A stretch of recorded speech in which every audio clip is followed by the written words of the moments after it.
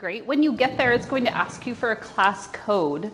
My class code is up there in the corner, so that's the code we will use right now. It's trying to take me to somewhere else. Is that because I already have an account? Mm-hmm. Literally. Yeah. So click your 3 lines and say log out.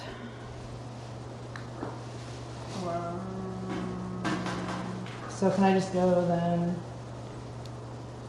Just type QQ66S and then type in your name. You get to be anyone you want. Imaginary, I do what I did last time. historical, fictitious. This is not the only way to connect students, but it's the easiest way to connect students because you just did the whole process. So once they go to that website, the first time they can bookmark it, then they never have to type it in again. And your class code will always be up here in the corner. And this class code won't ever change. So then they can write that down. So how can we streamline, make this really easy to get students involved in? So classflow.com/student. Our class code, your name gets you into my class. I see 6 students are here right now. So Classflow was built with the best of Active Inspire, Smart Notebook, PowerPoint, all of those kinds of things built into a system where I can now interact with students. So taking the best of, let's create a lesson, let's put all of our resources in one place so you don't have to go search for them while you're in front of your kids teaching. And added the ability to do more interaction with students. So I can clear this. I can draw you with my pen tool, a great little smiley face. And with one click, I can choose to send this to all of you, or I can choose to just send this to a couple of you. So I can then differentiate content, send different things to different students, or just as easily send it to everyone. Right? So just as easily as I can send this to you, I can start to ask you a question. So what tool, Promethean panel tool, will you use next week? So I'm going to let you send me a word or a phrase. Name that tool.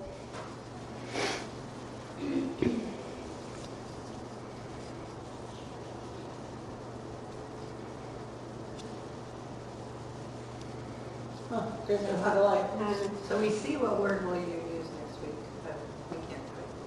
So you have a white box down at the bottom that will let you type in. Oh, okay. I'm sitting here up here going, what? Okay. So make sure you hit submit. Annotating video notes. Awesome. Flipgrid. Great tool. Spinner. So I see I have one student who hasn't sent me anything yet, so I can continue to wait, or they sent something, and when I press stop, we now have the opportunity, timer, stopwatch. This student, while giving me great information, I asked for a tool. Not all of the awesome tools, but that's okay. They're going to use all of the things next week. So we can continue on, and I'm going to say whiteboard. I can poll and say, what are you going to use the whiteboard for?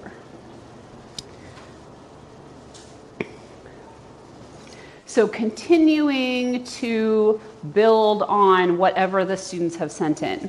So it's not a one-time thing. It's not you send one thing and you're done.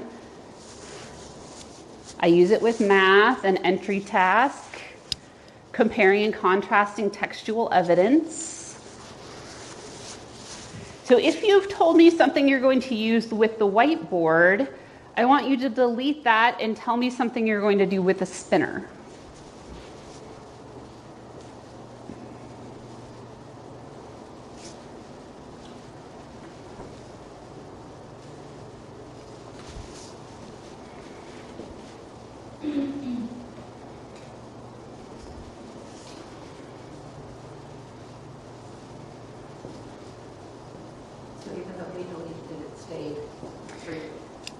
Correct. So with this type of question, I asked vowels and consonants. I asked a word seed. Spread seeds everywhere. Lots of seeds. Those kids who always have more things to say, they can say as many things as they want. Right here it says show names. I can always find out exactly who said what. I could show this to everyone, or I can wait and I can see this myself later. So, word seed, everyone gets as many ideas as they want. So that great brainstorming other words that we might use to better express how we're feeling or what's happening. Those vocabulary words, those things we've learned in this unit, all kinds of different options. Text something from textual evidence, and then we're going to sort, are those comparisons or are they contrasts? So then we can start to move these around and really work with that content. So it empowers those students because they see their words very quickly. So no matter what, I can always add another blank space where I can write, we can draw, I can put an image. I always have 8 different types of questions I can ask. So we did word seed. I like number. So what year did Clinton get elected? Number is going to force you, I have no idea the right answer, I just made something up. But when I ask you a number question, you have to give me numbers. You can't give me labels. You can't spell things out. You can't put, I don't know, I don't care, any of those things. You're forced into giving me a number.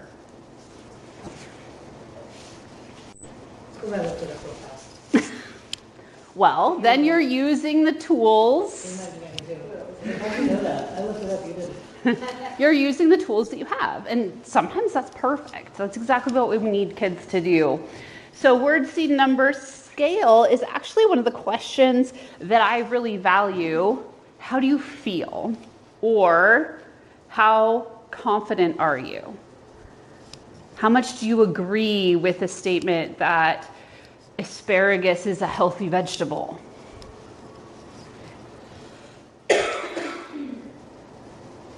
So agreement scales, how much do you agree that your group worked really well together, or that you're ready for the test on Friday, that you've mastered the content? All those things that we used to do, kind of thumbs up, thumbs across, thumbs down, and all the kids did was look at their neighbors. I didn't say, did you like it? I said, is it a healthy vegetable? Someone doesn't think it's very healthy, which if it's full of sand and dirt and things like that, maybe it's not.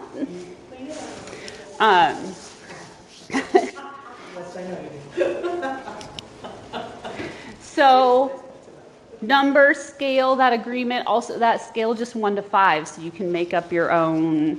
Now that you're mentioning all these skills on there, and a way that I would use it is, I'd use the creative button, where I would be like, okay, write the letter B.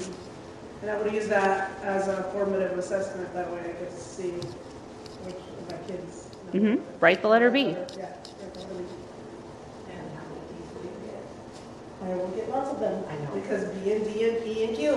I still get lots of them. You will get lots of them, but you will also really quickly identify and have evidence for how many you got. Can you save any of this? Oh, you can. Yeah, check that out. You can write it. I didn't realize you could write it.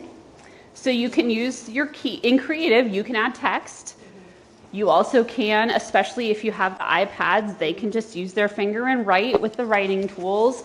They also have shape tools to build things. They also have one other tool in Creative that I love. I believe it is the first tool after the arrow is a camera.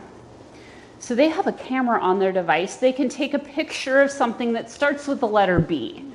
So take a picture of something that starts with the letter B, cheater, and then write the letter B next to it.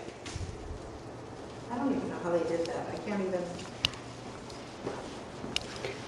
So if you don't have tools, do Command minus to zoom out. There you go. Oh, There are your tools. That's the best picture ever. That's amazing.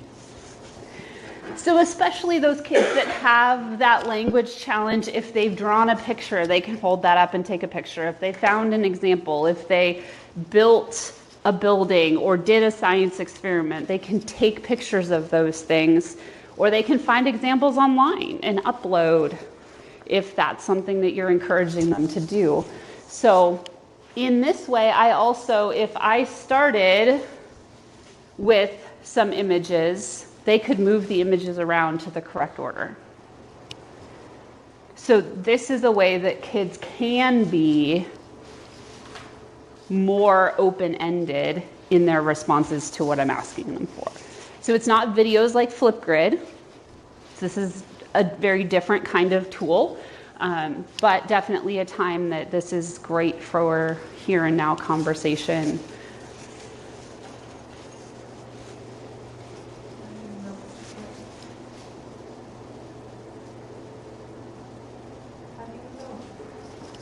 How do you know what?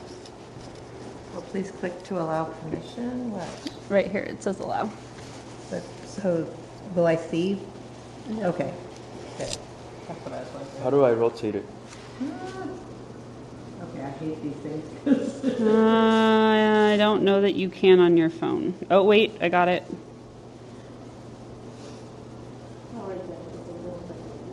At the very top of it, if we can get it to go down, not the green dot. And then I just. So Creative is not the best if your students are using a really small tool like a phone. Bigger tools are much easier. So we have a bee in Subway. We have a book. We have a burrito. We have some great bees. So I have a book that's English. What is that in Spanish? Add the Spanish word below it. So making some of those connections, leaving it open-ended for those kinds of activities. But letting kids draw a picture if they want to draw a picture, especially with the iPads. Chromebooks, it gets a little harder to let them draw and physically write. Sometimes I have them write it on a piece of paper and take a picture of the work that they've done on their paper so that I have that digital evidence that they did take the notes, that they did do the work. So anytime I'm here, someone was asking, can I do this later? When I exit this lesson, it's going to ask me if I want to save. If you save all of your data and all of the responses. If you don't save, it all goes back out into the great big cloud of who knows where the data goes. But if you want to refer back to this later, all you have to do is hit save. And you said there's a way to turn on the names for you, but if you didn't have show names on. It doesn't matter. It still saves that data. No, I know, but you wouldn't know whose it was, right? Well, like here, right this minute, I don't know whose is whose. If I save and I come back here, I can turn names on then. Oh, okay. So I don't have to turn them on now if I don't want to. I can come back and I just have to save it. Or, After you saved it, it would bring up the names. yep, it's saving all of that information. It knows all of that. So just another way to get some of that engagement, some of that use of technology, another way to find out what they know. So as we look, so creative text, unlike word seed text, everyone gets one box. You get one bubble. So we'll start, why don't you text me a comparison of two things? It might be a simile. It might be a metaphor.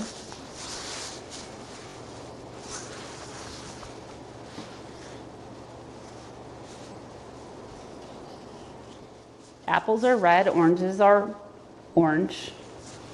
That's a very, oranges are generally orange. Apples, my favorite apple is not red. The boy is as fast as a cheetah. I like this one because it is a complete sentence. So whoever sent this in, you now have the opportunity to make it a complete sentence and hit submit again. And it will just change that bubble to be a complete sentence. It's cold as ice in this room. That is so close to a complete sentence. I don't really know how to read it because it's missing punctuation. Is that extremely true? It needs an exclamation point or just needs a period? What does it need at the end? So as we do this, as we continue the discussion, students can add to their responses. There we go. I agree with that one.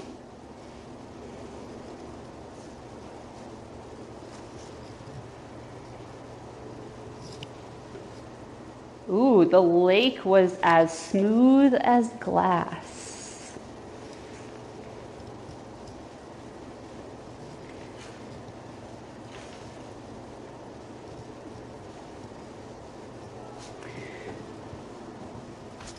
So lots of ways, but that's how text and word seed are different.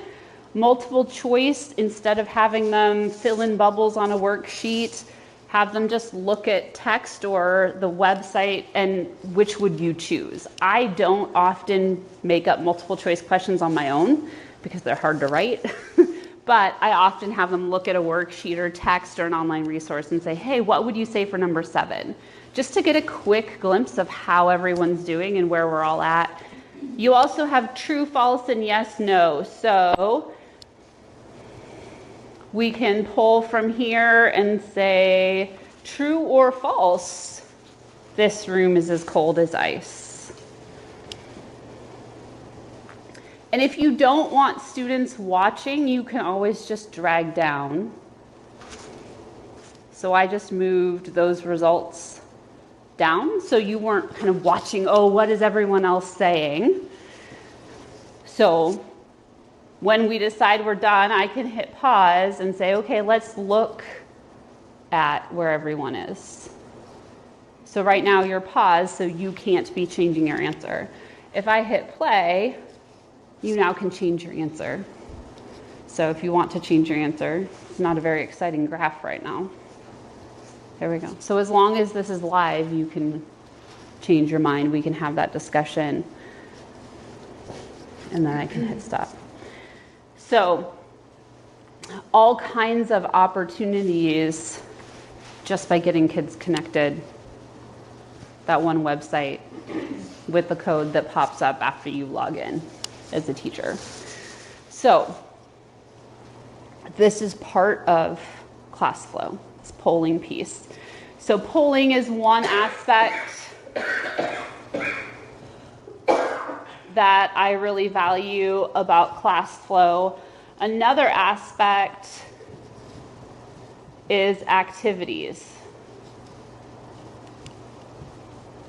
Just making sure I had all the right letters.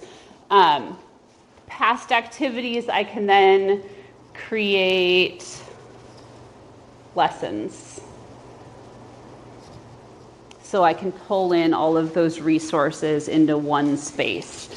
The nice thing in Classflow lessons, I can include websites, I can include PowerPoints, I can include activities, I can include YouTube videos, text, images, all of those things can be part of my lesson, a lot like you might put together a PowerPoint. You have all these different things in your PowerPoint or your Google Slides presentation. All of those things you can build into your Classflow lesson. So, where do you import like pictures and you said you could add all these things? So right now I'm delivering a lesson, so I'm teaching. Okay. So when I create a lesson, I'll be in a builder Okay. and we'll look at what that looks like and where I can pull all of this from. Just like activities, we can do activities. I'm going to show you. So the other thing about Classflow that I love is that I don't have to create everything from scratch, especially if you're trying to find content to help enrich things, to help students gain some of those skills that they maybe should have learned, but were in Mexico or traveling or things like that. So in the marketplace, I can search millions of resources for lessons and activities and simulations, all kinds of things that I can get students involved with. I'm going to come over here on the side and choose activity.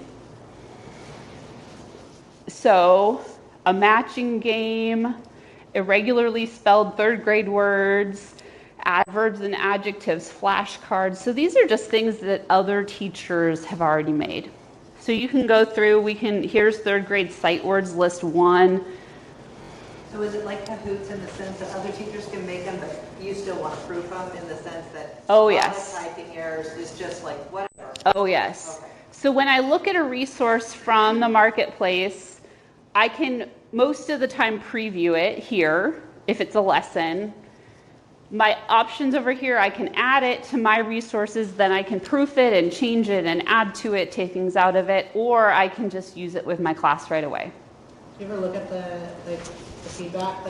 So There's you can see on that one that there was 295 views and only 138 downloads. Yeah, there's not, I mean, some of that's my fault because I use this all the time and I just hit deliver right here so I don't add it to my resources. That's partly my fault.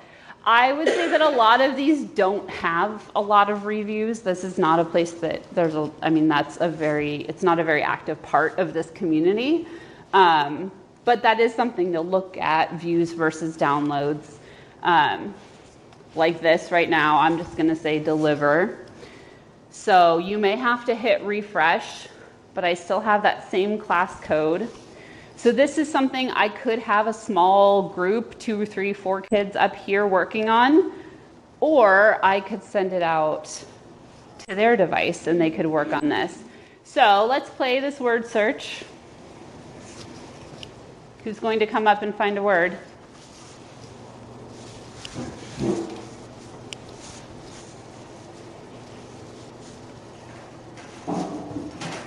So start on S and hold for a second.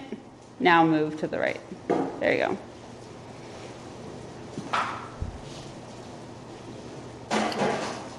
Go a little bit slower. There you go.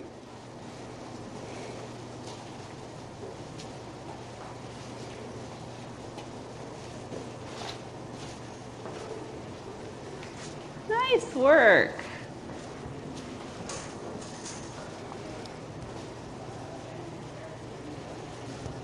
New is on the bottom row.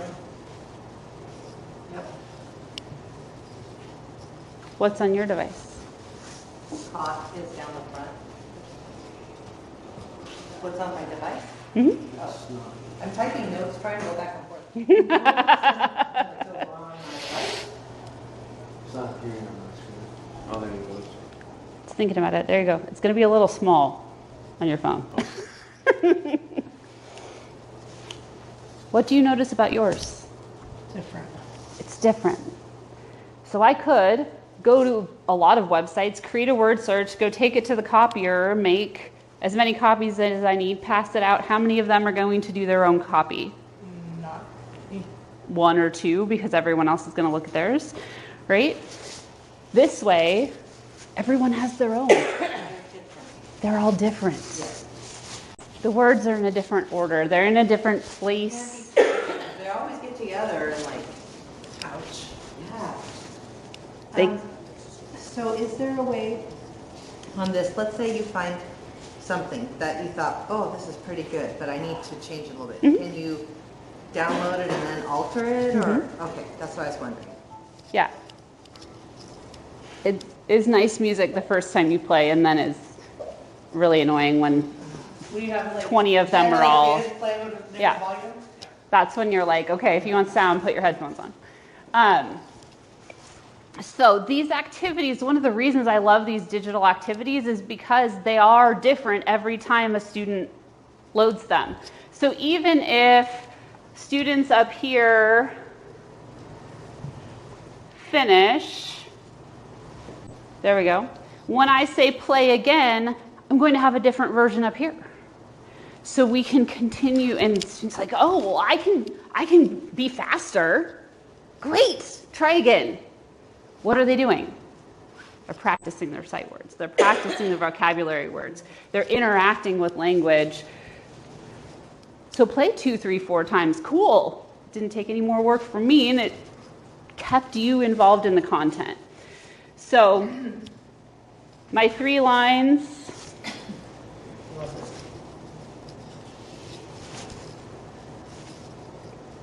We love the Wi-Fi. We talk nicely about it every single time. We love the Wi-Fi. Yeah, now school is down this side.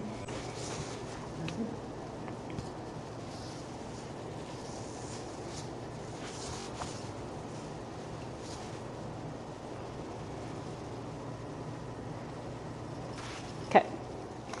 So back in our marketplace, you do have 2 options.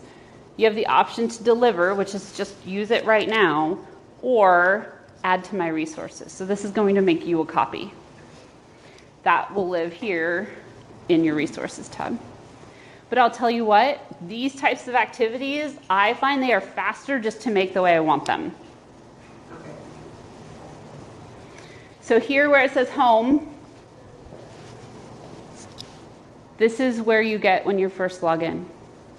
I can say create activity, starts with matching. It says change activity, you have 10, 2, 4, 6, 8, 10 templates of activities. So to create that word search, Normally word searches are very hard to find. Makes me better.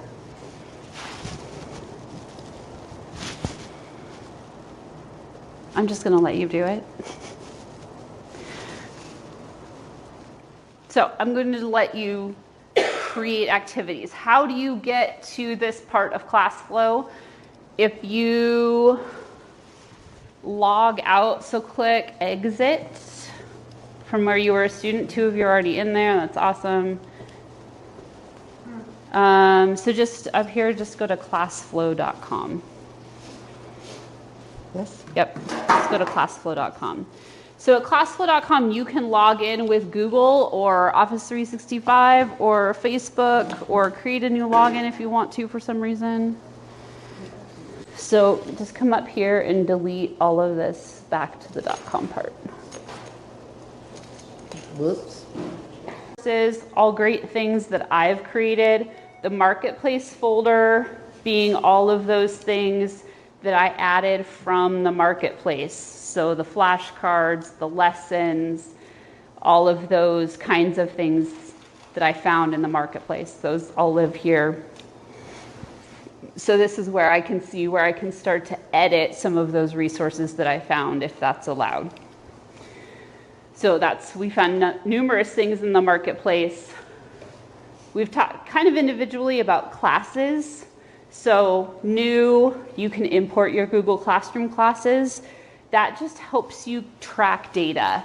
So we'll automatically save question sets and data The data from assessments, from those quizzes you create, will automatically get saved with your class. Kids get to log in. We were talking earlier about flashcards. When students log into Classflow, they can create lessons and they can create activities. So students could log into Classflow and create their own flashcards. You don't have to create them for them. They could do that in their own account for themselves. So they do have the opportunity to create those two things in their student Classflow account. The other thing, just for you to know, you do kind of have a feed a little bit like your Google Classroom feed, where you can post things and share things with students, copies of lessons, activities, that kind of thing. The only person that your students can talk to or send anything to in Classflow is you. They can't send anything to any other student. When they see recipients, all they'll see is a list of their teachers. So there isn't any student-to-student conversation happening within Classflow. That's part of some of those support walls we put in place to help you focus on the important pieces, because sometimes that's a lot to manage, all that back and forth in the tech world. So lots of opportunities here within that Classflow. Again, don't forget here on Learn Promethean, so prometheanworld.com/learn, there is a whole section of videos on Classflow. So we talked about importing a YouTube video.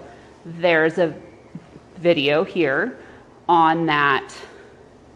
This says choose your level. So there's 17 basic beginner videos. There are 8 intermediate videos. I don't even know what advanced videos are, so we'll look. What are advanced skills? There's 10 advanced. So delivering assignments, assessments, things like that are in the advanced category. So you can kind of look through here depending on how you're feeling, and get some additional training, review those things that we talked about as well. So definitely this Promethean, Learn Promethean site is a great site to get a lot of those resources that we've talked about. So one of the things that I love about lessons is I can put all of my resources in one place. So I don't have to have the kids wait for me to find the next resource. I wait for them to give me feedback. I wait for them to think about it and talk about it. That's what I want in my classroom, right? I don't want them waiting for me to do things like I just did. I don't want my kids waiting for me to log in. So when I create a lesson, I can grab all of that rich visual content. I can type in all the directions. I can put in all the vocabulary words. I can include the activities that I want to push out to them. One of the powerful pieces of this is I can include YouTube videos. What's amazing about that is these YouTube videos don't have ads. They don't have suggestions. They don't have the next video start playing. All of that stuff that you worry about distracting your kids, but also being inappropriate. So I chose create a lesson. So this is the lesson builder screen. So I'll talk a little bit in general about this screen, a few of the tools, and then I'll show you specifically how to embed a YouTube video. So down here, card notes, if you want to include a reminder for yourself, these are the pages in the book. These are the answers to the questions. You know, this took 25 minutes last year, that kind of stuff can go in card notes.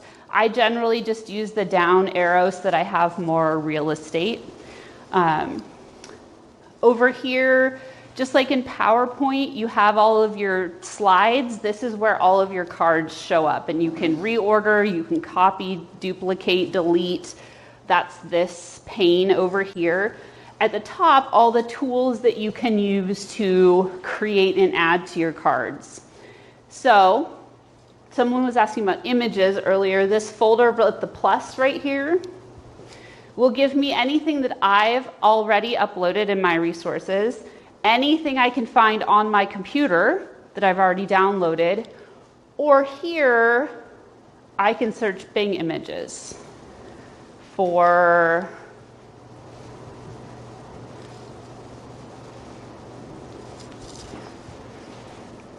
horses. So here's horse imagery collection.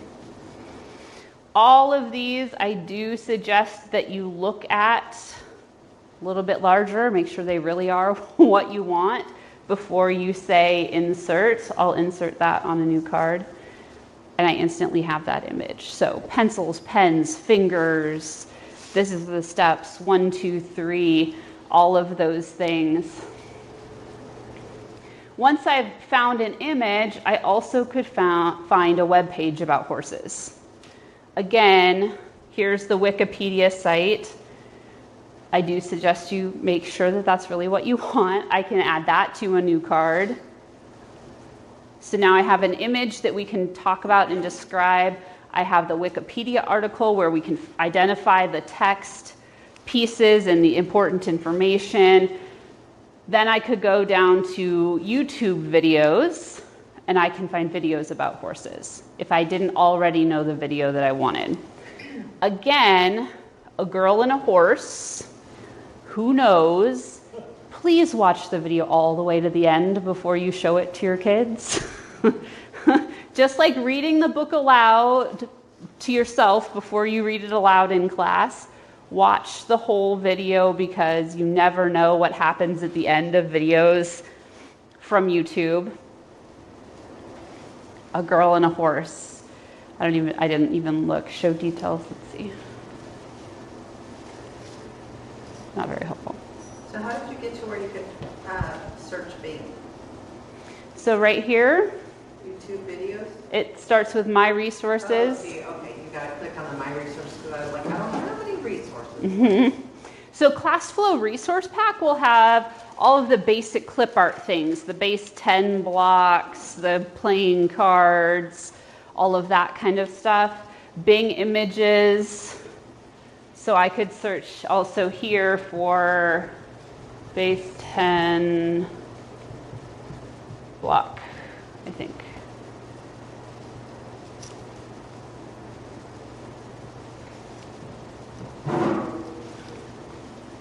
So here's a whole bundle of base 10 blocks. So if you're building content, if you're looking for content, this is a great way. Down here I can add another card. So I have another blank card. So that's just this folder with the plus. I can add images. T for text.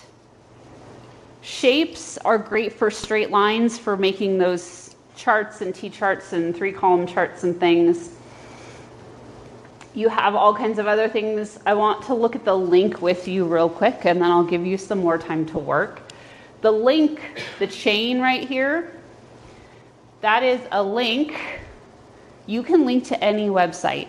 So instead of spending 25 minutes waiting for all of them to get to the right website so that you can do some research, you can send them the website that you want them all on.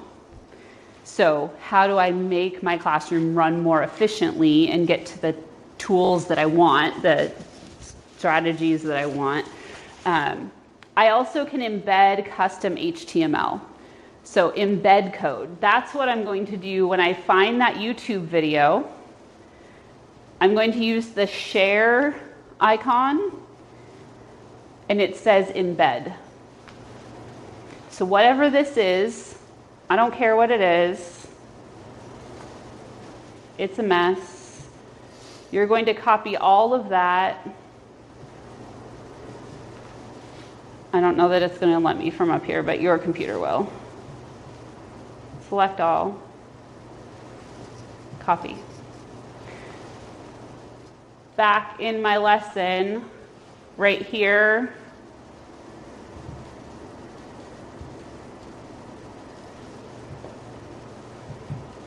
you need to paste it. And again, this isn't designed to be done on the panel. So paste it right here. You will only have that video.